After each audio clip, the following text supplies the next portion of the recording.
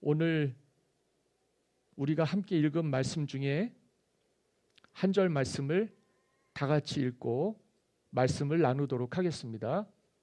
28장 6절 말씀입니다. 28장 6절 말씀 다 같이 읽습니다. 시작.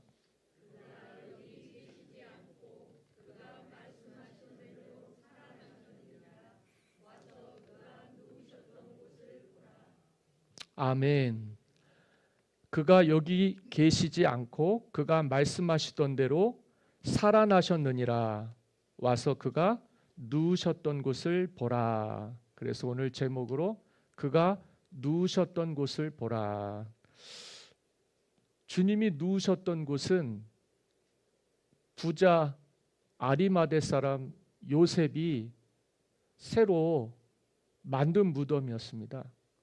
유대인이었는데 사내들인 공예의 관원으로서 유대교에 전적인 열심이 있었던 사람이었는데 마음으로 예수님을 영접했습니다. 그래서 주님을 따르기로 작정을 했어요.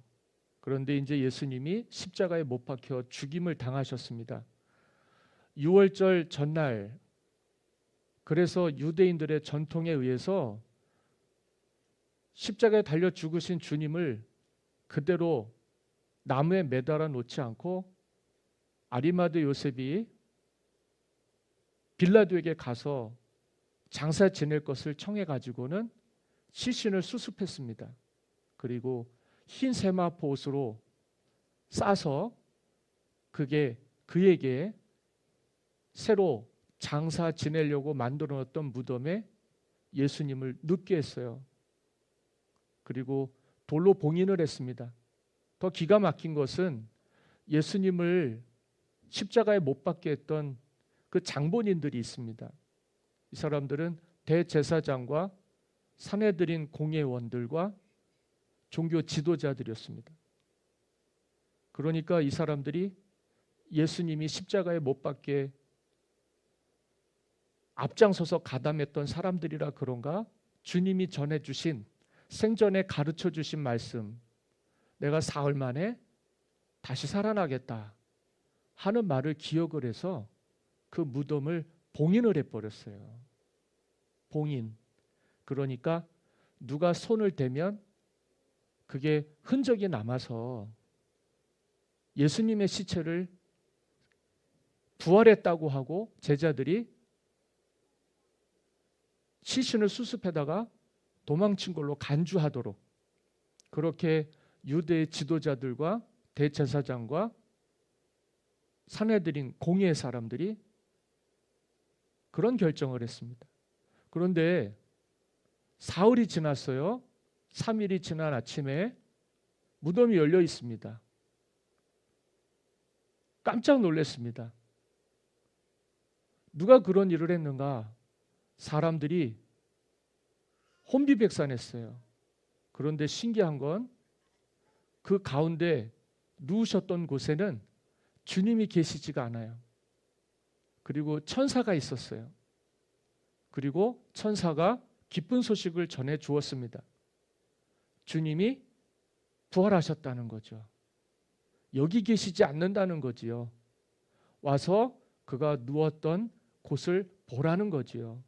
그래서 그 무덤이 예수님이 장사 지내셨던 봉인된 무덤이 아니라 빈 무덤이 됐습니다. 빈 무덤이라고 하는 건 아무것도 사용한 적이 없는, 흔적이 없는 새 무덤이라는 뜻이 아니고, 주님이 분명히 장사를 지내서 무덤에 누였던 곳에 하나님이 주님을 사흘 만에 다시 살리셔서요 부활하게 하시는 증거로서의 빈 무덤입니다. 그걸 오늘 우리가 부활절 아침에 여러분들과 함께 나누게 되는 것입니다. 오늘 이런 인사를 함께 나누었으면 좋겠습니다. 옆에 있는 분들과 예수님 다시 사셨습니다. 한번 인사해 볼까요? 시작. 예수님 다시 사셨습니다. 예수님 다시 사셨습니다. 네. 오늘 부활절인데 김영기 자매가 교회에 출석을 했어요. 어제 전화가 왔더라고요. 오전에 10시 반에. 근데 어제는 제가 받을 여력이 없었습니다. 많이 바빴어요. 오늘 오겠구나 그러고 기다렸습니다. 그런데 우리 연기는 부활절날 교회 처음 온 친구예요. 2011년 부활주일에. 우리가 그때도 계란 달걀을 삶아다가 포장을 해서 주변 분들에게 이렇게 나눠드렸습니다. 그런데 우리 연기 자매가 저희가 몇 번 얘기 드렸죠. 이거를 나눠드리면서 예수님 부활하셨습니다. 꼭 이렇게 얘기를 했으면 좋겠다. 그랬는데 우리 연기 자매가 나가서 달걀 동네 어르신들 주변 분들한테 이렇게 나눠드리는 걸 보니까 막 웃으면서 예수님 다시 사셨습니다 이러는 거예요. 그렇게 해서 교회 처음 발을 들여놓은 친구가 지금 15년째 우리 비전 패밀리 공동체에 가족같이 지내게 돼서 얼마나 감사한지 모르겠어요. 오늘은 예수님께서 다시 사신 날입니다. 그래서 우리가 그 하나님을 높여 찬송하게 이렇게 예배로 모였으니 여러분들 마음속에도 주님을 이 땅에서 찾아도 찾을 수가 없어요. 만약에 찾았다면 계셨던 곳, 누우셨던 곳, 빈무덤일 뿐입니다.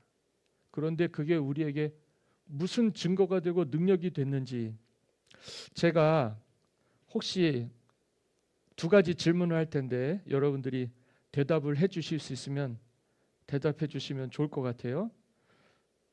우리가 살면서 죽은 자가 살아난 것을 본 적이 있으신가요? 대답을 해 주셔야 됩니다. 없습니까? 그러면 저는 본 적이 있을까요? 없을까요? 없어요. 저는 그걸 본 적이 없어요. 그런데 어떻게 부활을 믿죠? 죽은 자가 살아난 걸 본 적이 없단 말입니다. 그러면 2000년 전 예수님의 부활도 빈무덤이었는데 무슨 증거가 있냔 말이에요. 뭐 보여줄 수 있는 게 뭐가 있냔 말이죠. 그런데 어떻게 우리가 이렇게 믿고 사는지 모르겠습니다. 나도 아직 죽을 뻔한 사람이 살아난 것은 본 적이 있어요. 가까운 내 아내부터 그리고 지금까지 목회하면서 30년 다 되도록 제 주위에서 그런 분들을 여러 번 만났습니다. 죽을 뻔했다가 살아나신 분들, 그 부흥 강사 목사님들이 간증하시는 그 레파토리 중에 하나, 죽을 뻔해가지고 어디까지 갔냐면 천국 문턱까지 갔다가 오신 분들이 있어요. 그런 건 봤지만 죽었다가 살아난 것은 본 적이 없습니다. 그러면 이 부활은 사실일까요? 거짓일까요? 어떻게 해요? 누가 믿겠다고요? 할렐루야. 여러분, 제가 오늘 이 부활에 대해서 목격한 바는 아니지만 제가 체험한 바, 그 체험한 것을 말씀을 드리고 싶은 것은 우리가 살면서 진정한 죽음이 있는 곳에 진정한 부활이 있는 것입니다. 진정한 죽음이라는 건 뭐냐면 내가 죽는 거예요. 그런데 참 성경이 재미있는 말씀이 있습니다. 요한복음 12장 24절에 내가 진실로 진실로 너에게 이르노니 한 알의 밀이 땅에 떨어져 죽지 아니하면 한 알 그대로 있고 죽으면 많은 열매를 맺는다 그랬어요. 우리가 나는 부활을 믿는 사람입니다. 부활을 거짓말이라고 생각하는 사람이 아니에요. 본 적은 없지만, 내 주위에는 그런 분들 없지만, 나는 우리 김우종 집사님이 성경을 들면서 말씀하신 것처럼 말씀을 통해서 저 개인적으로는 주님의 부활을 믿었습니다. 그리고 그 부활이 어떤 의미인지를 지금까지 살면서 되뇌이며 살고 있어요. 그게 뭐냐? 주님이 생명을 희생해서 누구를 살리는 거냐면 우리를 살린 겁니다. 이게 부활입니다. 이게 부활 신앙이에요. 우리가 어떻게 예수를 믿게 됐고 어떻게 주님의 자녀가 되었겠습니까? 그냥 교회를 다니는 분들도 있으시지만은 그래도 신앙 믿음의 여정을 산을 오르는 것처럼 산을 향하여 올라가는 것처럼 신앙이 내리막길을 가지 않고 오르막길을 가는 사람들은 그 정상에서 주님을 만나게 돼요. 우리의 신앙의 목표는 예수님을 만나는 것입니다. 그게 만남에서 출발해서 자라게까지 되는 거죠. 그래서 열매를 맺게 되는 것까지. 그게 우리에게 주신 부활의 주님이 우리에게 주신 사명입니다. 내가 너희들에게 이렇게 진정한 죽음으로써 믿음의 아들, 딸들을 낳게 예수 믿고 살아계신 하나님의 아들 아닙니까? 우리와 같은 몸을 입으셨지만 그 몸으로 육체의 정욕을 위해 살지 않으시고 하나님의 뜻 이루며 사셔서 오늘 우리에게 부활 생명을 주신 거예요. 그렇게 하나님의 자녀들을 이 땅에 수없이 낳게 하셨으니 오늘 우리도 이 부활 신앙의 주인공들이 되어야 될 줄 믿습니다. 부활의 증인, 부활의 목격자. 오늘 우리 부활절은 예수님이 사셨다라고 하는 그 부활에서 출발을 해요. 그러니까 여러분들은 이 믿음이 의심 없이 내 마음속에 살아서요. 내가 살아서 죽었다가 살아난 사람을 본 적이 없는데 무슨 부활이 있겠느냐. 그러지 마시고 주님 본받아서요. 우리가 한 알의 밀이 되어야 돼요. 땅에 심어서 그대로 있으면 그냥 한 알 그대로고요. 그게 죽으면 많은 열매를 맺으니까 저희가 사실은 오늘 대표 기도회 때도 말씀을 드렸습니다마는 30, 40 세대 아마 여러분들의 자녀 세대가 될 거예요. 그리고 성도님들 중에는 그런 분들이 있으시리라고 생각합니다. 30대와 40대. 우리 지역의 미래입니다. 우리가 살아온 이 시절에 저와 여러분들이 부활의 신앙의 증인이 되시기를 원하신다면 예수 믿는 믿음의 본으로 이 신앙의 여정을 여기까지 오셨다면 여러분들 믿음의 자녀들을 믿음의 다음 세대들을 많이 낳아서 기를 수 있게 되기를 바라요. 아니 이 사실을 우리 세대도 어려웠는데 우리 다음 세대들도 정말 어려워합니다. 예수 믿는 것을. 그런데요. 이유가 있어요. 왜 어려우냐? 나를 희생해서 남을 살리는 일에 우리가 헌신을 하지 못하기 때문이에요. 예수님을 본받는다고 말씀은 우리가 습관적으로 하지만은 우리가 희생하려고 하기보다는 진정으로 썩어지려고 하기보다는 그대로 있으려고 하기 때문에 그렇습니다. 그냥 있는 그대로 나의 이 모습으로 그냥 있으려고 해서 그래요. 그래서 우리가 이 부활의 신앙이 우리에게 뼛속까지 삶에 가득 넘쳐 흐르잖아요.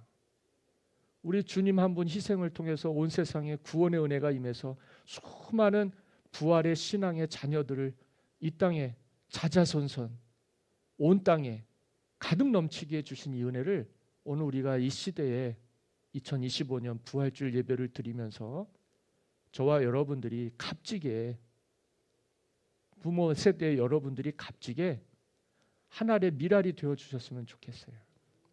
정말 내가 희생해서 다음 세대를 살리는 거죠.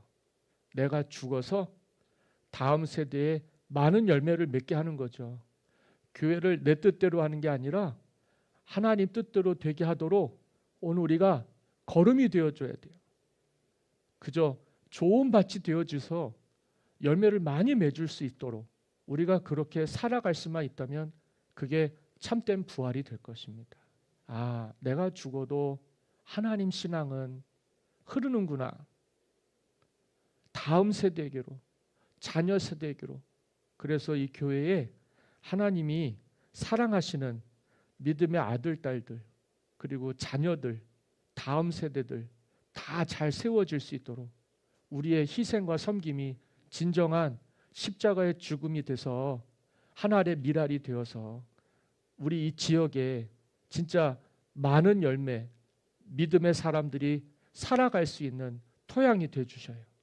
그리고 밑바탕이 되어 주시고, 그래서 길을 좀 깔아 주시고, 가는 길이 험하고 어려워서 찾는 이들이 많지 않지만은 그래도 우리라도 밟고 지나가면 무사히 지나갈 수 있을 만큼 내 역할은 그런 것이라고 생각을 합니다.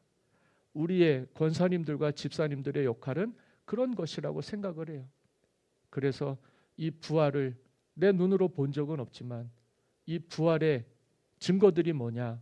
여러분들의 자녀들입니다. 그리고 3040 세대입니다. 그들은 또 믿음의 아들, 딸들을 낳을 거고 그렇게 해서 하나님 신앙이 유전이 되는 거죠. 믿음의 사람 한 사람 잘 키우시면 그 열매 하나가 30배와 60배와 100배의 결실이 됩니다. 신앙의 사람 하나를 잘 키우시면 집안이 복을 받는 거예요. 영원히 복을 받는 것이고 이 땅에서 형통하게 됩니다. 우리를 그렇게 부활의 신앙으로 하나님 앞에 살게 해주셔서 예수님 본받아 사는 사람들은 그들의 희생을 통해서 많은 열매를 맺도록 그것이 우리에게 생명이 돼서요.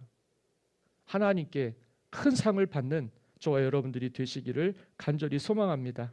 누가복음의 24장에 13절로 35절에 보면 예수님이 십자가에 죽으신 이후에 엠마오로 내려가던 두 제자가 있었어요. 왜 내려갔느냐? 예수님이 십자가의 처형을 당한 것을 보고 내려갔습니다. 왜 그랬느냐? 실망했기 때문에 그래요. 삶이 희망이 다 사라져 버렸어요. 그래서 고향으로 돌아갑니다. 믿음 생활하려고 주님 계신 곳으로 나왔다가 열정적으로 주님 말씀 들으면서 문제 해결받고 병 고침받고 새 사람 되는 것, 그 소망 가지고 예수님 따르다가 그만 예수님이 죄인의 손에 의로우신 하나님의 아들이 십자가에서 말 한마디 아니하시고 처형당하는 것을 보면서요, 그들은 세상의 희망이 다 사라진 것처럼 낙심을 하고 돌아가요. 그런데 그들이 엠마오로 내려가는 중에 누가 그와 동행을 하는 줄 알았냐면 예수님이 그와 동행하는 줄 알았습니다. 참 신기한 일이죠. 주님이 옆에서 이것저것 길보시 되어 주시는 거예요. 처음엔 몰랐어요. 이 사람들이 엠마오로 내려가던 두 제자들이 지금 예루살렘은 발칵 뒤집혀 있고 제자들은 다 도망을 갔고 그 예루살렘은 예수님을 십자가에 처형한 사람들이 예수님을 따르는 나머지 잔당들까지 다 색출해내려고 혈안이 되어 있어갖고 거기서는 있을 수 없겠다. 그래가지고는 제자들이 엠마오로 내려가는 거죠. 중요한 건 뭐냐? 예수님이 누우셨던 곳에 계시지 않고 살아나셔서는 그들 가운데로 가시는 거예요. 할렐루야. 신기한 일이죠. 말씀을 풀어주시면서 이들이 한 가지를 깨달았습니다. 참 복된 동행이 돼가지고 그들이 주님과 함께 저녁 식사까지 했어요. 그리고 신기하게 그들이 뭔가 마음에 깨달아지기 시작하면서 눈이 열리기를 시작하면서 주님이신 것을 알았을 때는 주님이 거기 계시지 않았습니다. 누가복음 24장 32절입니다. 우리 오늘 이 성경 한 절은 찾아서 같이 읽었으면 좋겠어요. 누가복음 24장 32절입니다. 제가 가진 성경은 140페이지에 있습니다. 다 찾으셨습니까?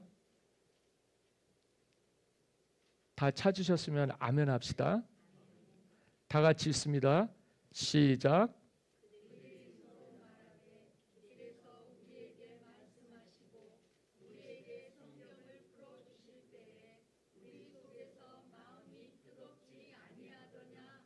아멘. 할렐루야. 그들이 서로 말하되 정신이 번쩍 들어서 아니 이게 웬일인가? 우리가 예수님의 죽음은 목격을 했는데 예수님의 부활을 목격하지를 못해서 실망하고 내려가는 길이었는데 아니 이게 웬일인가? 주님이 살아나셨구나. 마음이 뜨거워졌다 그랬어요. 마음이 뜨거워졌더라. 우리 속에서 마음이 뜨겁지 아니하더냐. 이게 부활입니다. 이게 부활신앙입니다. 33절을 보시면 곧 그때로 일어나 예루살렘에 돌아가 보니 11 제자 및 그들과 함께한 자들이 모여 있더라. 할렐루야. 그들이 어떻게 됐어요? 부활하신 예수님의 증인이 돼서요. 엠마오로 내려가던 사람들은 다시 예루살렘으로 올라가는 거예요. 흩어졌던 제자들은 다시 예루살렘으로 모이게 된 거예요. 이들이 누구를 만나게 되느냐? 부활하신 예수님을 거기서 만나게 됩니다. 할렐루야. 중요한 거예요. 우리가 우리의 영혼이 주의 은총을 입고 믿음의 삶을 살면서 부활의 신앙을 가지지 못하고 살아가는 이유는 마음이 식었기 때문입니다. 실망했기 때문입니다. 그것은 예수님을 육신으로만 보았기 때문이에요. 인간으로만 봤기 때문에 그래요. 인간은 죽으면 실패합니다. 다시 사는 법이 없어요. 그런 가르침으로는 우리가 희망을 가질 수가 없어요. 그런데 예수님의 제자들과 엠마오로 내려가던 두 제자는 주님의 부활하심을 믿어서 마음을 뜨겁게 주님이 마음을 뜨겁게 해주시는 바람에 살아난 사람들입니다. 진짜 중요한 건 뭐냐? 육신이 죽는 게 중요한 게 아니라 우리의 영혼이 죽는 게 중요한 거예요. 마음이 죽으면 다 죽는 겁니다. 그런데 이 마음이 살면 진짜 참된 삶을 얻게 되는 거예요. 60대가 돼도 70대가 돼도 80대가 돼도 마음이 뜨거우면 삽니다. 그런데 마음이 식으면 못 사는 거예요. 마음이 죽는 건 진짜 죽는 거예요. 그래서 80에도 청춘인 사람들이 있고요. 50인데도요. 죽음을 맛보는 사람들이 있어요. 하나님이 오늘 우리에게 영원한 생명을 주시고 우리에게 부활의 신앙의 본을 보여주셨는데 저와 여러분들이 힘써서 나를 다음 세대들을 위해서 희생할 줄 알고 그리고 우리의 미래를 위해서요. 내 영혼을 위해서요. 우리의 영혼을 돌볼 줄 아는 말씀 없이 살아가고 생명 없이 살아가고 비전 없이 살아가는 사람들 되지 않으시고 오늘도 내게 주신 사명이 있어서 하나님 앞에 나오게 해주셨는데 이 사명이 뭐겠어요? 살리는 겁니다. 건지는 겁니다. 구원 얻게 하는 거예요. 그러려면 어떻게 해야 되느냐? 이 죽은 마음을 살려야 되는 거예요. 그게 부활입니다. 이걸 성령으로 거듭났다고 그래요. 오늘 우리 조방일 성도님이 물 세례를 받지만 우리 예수 믿는 사람들은 성령의 세례를 받아야 삽니다. 성령의 세례는 이 제자들이 주님의 말씀을 들을 때 마음이 이상하게 뜨거워지지 않냐더니 그게 살아나는 거예요. 육신으로 사는 게 진정한 삶이 아니죠. 마음과 영혼이 살아서요. 주님의 부활을 믿으면서 내가 이 땅에 살 동안 하나님의 영광과 기쁨이 되도록이요, 제자의 복된 삶을 맨날 내리막길만 걸어가는 인생이 아니라 우리의 영혼을 새롭게 해주셔서 날마다 올라갈 수 있는 믿음의 성도들이 다 되실 수 있기를 예수님의 이름으로 간절히 축원합니다.